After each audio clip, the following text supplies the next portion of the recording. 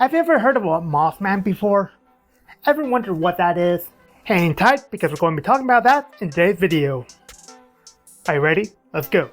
Hi there, I'm Kame the Turtle, and you are watching a Mystic Fursona Quest, where we talk about creatures from myths and legends, their history, where they came from, social media, and how I can suggest you can turn it into your persona.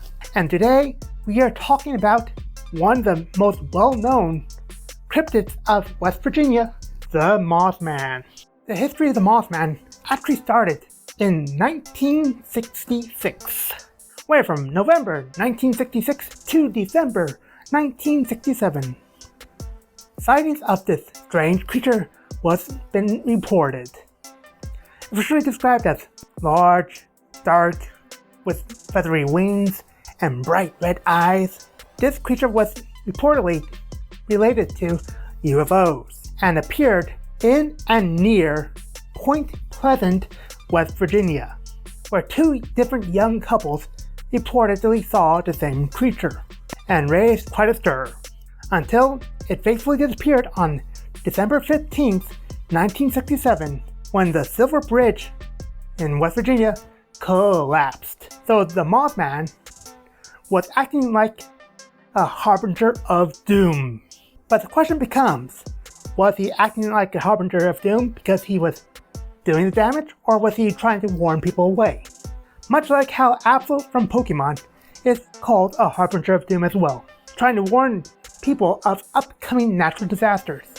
After that point, the Mothman was never seen again, officially recorded. Although we do have the occasional oddball report popping up here and there. Kind of like Bigfoot sightings in Wisconsin or up north. Some theorize that because the Batman villain Killer Moth was introduced, it could have been just some guy dressing up like the character as a way to pay a homage to the comic books.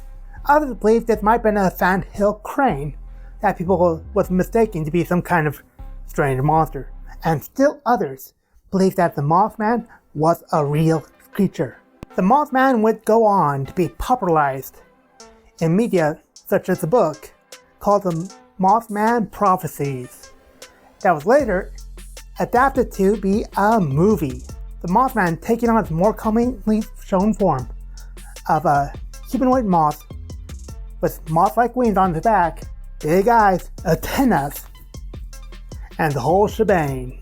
In movies, games, and even card games, thanks to Magic the Gathering when they did a rendition of the Mothman for their Fallout crossover series. However, Magic is not the only card game that had Mothman be one of the characters. For a time, Yu-Gi-Oh! Had a Mothman card, as well as the card game Zoo. But how can we turn the Mothman into your persona, you might ask? And that's a great question, honestly.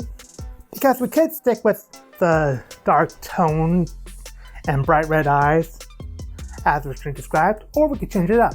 There are literally dozens of moth species out there, like the lunar moth, the gypsy moth, or even the rosy maple moth. You can base it on pretty much any of these moths or many others out there, and turn your Mothman into a one-of-kind example. What do you think? Will you turn this Mothman into your persona? Do you think the Mothman was a great addition to the Appalachian Mountain cryptid mythology? And do you have another creature from myth or legend that you would like me to tackle on how to turn into your persona? Let me know what creatures you would like to see in the comments below. And if you want to see my last Mystic Fursona Quest, where I tackled gnolls, that'll be linked in the cards above and description below. Or if you want to see more of my videos in general, make sure you subscribe to the channel if you haven't already. Hit the bell for notifications when my next video airs.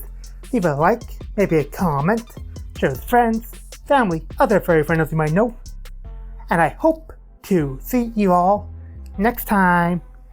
Johnny.